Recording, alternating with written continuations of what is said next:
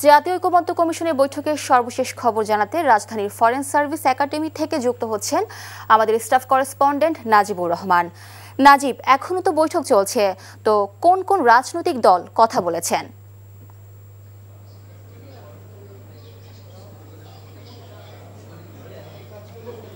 মিলি, দিনভর এই বৈঠকের শেষ পর্যায়ে বৈঠকটি এখন রয়েছে এবং এরই মধ্যে কিন্তু বিভিন্ন বিষয়ে যেগুলো আসলে তাদের মধ্যে একটা দ্বিমত ছিল সেটি কিন্তু ঐকমতে পৌঁছে গেছে ইতিমধ্যে আমরা বলতে পারি।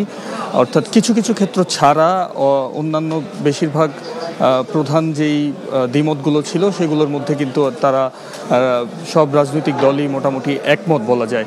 অর্থাৎ গণভোটের যে বিষয়টি ছিল সংবিধান সংস্কার বিষয়ে কিংবা জুলাই সনদ বাস্তবায়নের ক্ষেত্রে যে গণভোট আয়োজনের কথা ছিল সেটিতে কিন্তু সবগুলো রাজনৈতিক দলই তারা ঐকমত পোষণ করেছেন এবং সেই সাথে কিছুক্ষণ আগেই বিএনপির স্থায়ী কমিটির সদস্য সালাউদ্দিন আহমেদ কথা বলেছেন বৈঠকে। সেখানে তিনি বলছেন যে জাতীয় নির্বাচনের ভোটের দিনই গণভোটটি যেন আয়োজন করা হয়, সেক্ষেত্রে জনগণের চাওয়া অনুযায়ী পরবর্তীতে যারা ক্ষমতায় আসবেন তারা সেই সব জুলাই সনদের যে সকল সুপারিশগুলো রয়েছে ৮৪টি সুপারিশ তারা সেভাবে তারা বাস্তবায়ন করতে চায়। অপরদিকে জামায়াতে ইসলামী এবং এনসিপি কিন্তু বলছে যে সাংবিধানিক আদেশ এবং গণভোট, সাংবিধানিক আদেশের ভিত্তিতেই গণভোট আয়োজন করে পরবর্তীতে জাতীয় নির্বাচনের যারা জয়ী হবেন তারা যেন জুলাই সনদ অনুযায়ী সংবিধান সংস্কার থেকে শুরু করে অন্যান্য যে সকল সুপারিশ সেগুলো যেন বাস্তবায়ন করা হয়।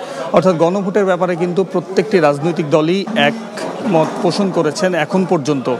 সব মিলে বলা যায় কিছুক্ষণের মধ্যেই বৈঠকটি হয়তো শেষ হবে এবং আগামীকালও বৈঠক হবে কিনা সে ব্যাপারে এখনও কোনো তথ্য জানা যায়নি। অর্থাৎ এখনও যেহেতু একমত কিছুক্ষণের মধ্যে তারা তাদের প্রতিক্রিয়া জানাবেন, সে পর্যন্ত হয়তো এর পরবর্তী সংবাদে আপনাদেরকে আরও বিস্তারিত কিছু তথ্য আমরা জানাতে পারবো।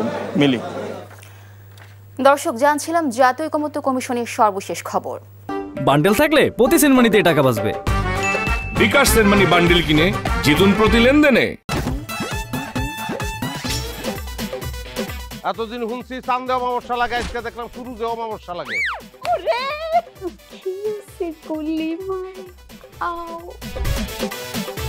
আপনার নামটা? আমার নাম লাবণ্য। এটা ধরেন। এইটা কি? চলে মানে আংটি।